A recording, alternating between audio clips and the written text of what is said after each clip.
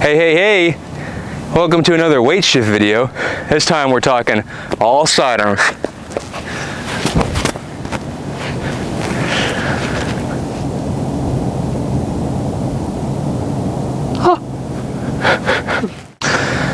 Alright, we all know why you're here.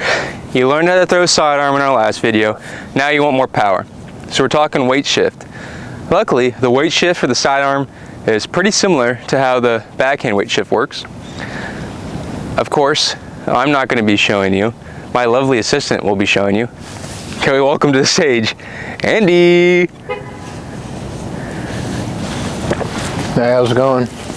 He throws much faster than he walks. Okay. In the arm video, if you haven't watched it, please do first. We talked about how we need to keep our arm externally rotated so we can swing forward and come over the top with our wrist. To highlight or to extend the idea of that, our body is going to be doing the same thing. And the idea behind the weight shift here is we need to take our weight from our back foot and we're just going to take a step forward onto our other foot. Now the idea with this is when we take this step forward, we don't want to step and stop. We want to make sure that our weight comes to the front foot with that step. Kind of as if you were stepping up to an edge and trying to like kiss someone.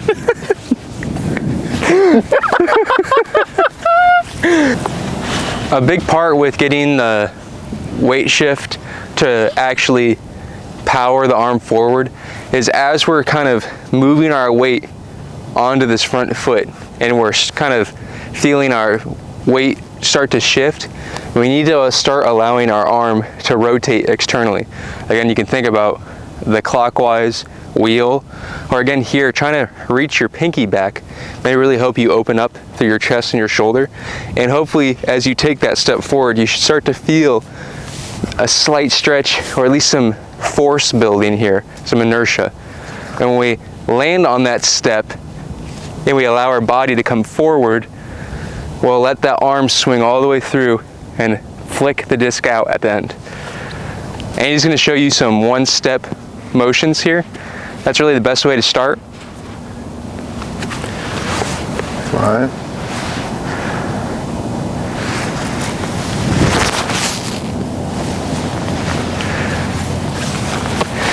And as you watch him, notice how he's setting his arm back, but he's not pulling his arm behind him. Oh, that was pretty bad. I'll redo that.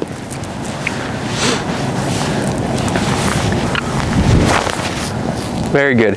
A common mistake for people is that when they are trying to get their arm in a position, they'll kind of pull their arm way back here, trying to get more space to power through.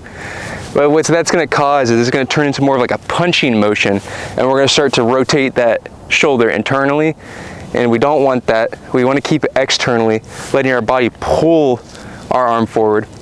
You'll see that as he puts his arm up, he kind of moves away from his arm instead of his arm moving back. Kind of like that almost. Kind of like, I'm almost like stepping away from my shoulder.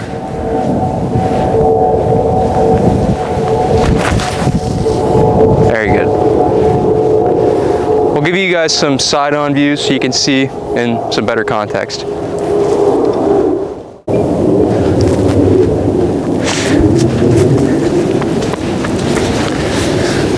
Similar to the backhand throw, you can vary the force that you're throwing with how quickly you're getting to your front foot or also the distance. I think with just how hard it is to keep the shoulder externally rotated as you kind of move past it, that it's easier in the beginning to just focus on taking a bigger step when you're wanting to throw. Andy will give you some different step sizes here so you can see.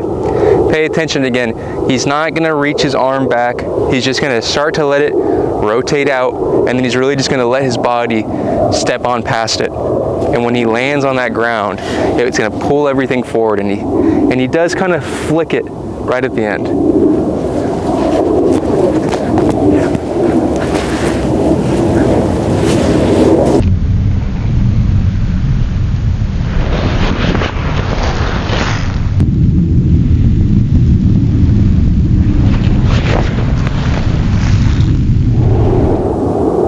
Some more things to think about again.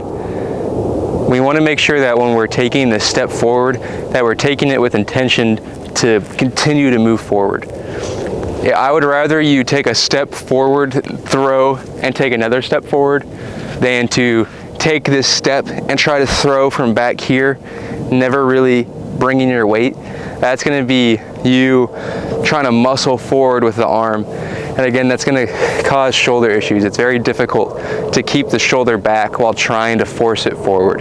If we let the body pull it forward, it's a lot easier.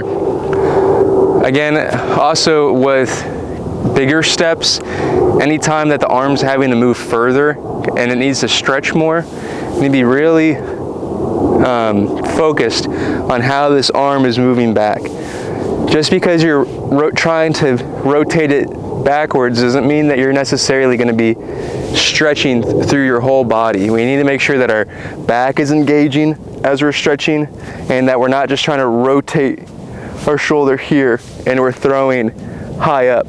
We want to try to keep our back muscles engaged as we're rotating backward, and that will help you come through more smoothly. I really feel the biggest mental note to keep in mind, both during the weight shifting and just throwing with the arm, if we're feeling shoulder pinching and you want to continue to move forward through this, try to think about stretching your chest. The more that the front of our body opens up, the more that our back muscles are going to engage, the more that those muscles are going to help your shoulder rotate and keep it safe.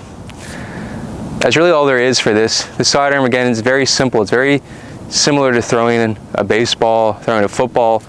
All of these motions require us to move our body onto our front leg and let that motion generate power through our arm. Make sure that we're following through, make sure we're staying smooth, and hopefully we avoid injury and throw far.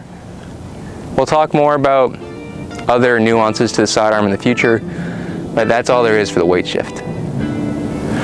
See ya next time.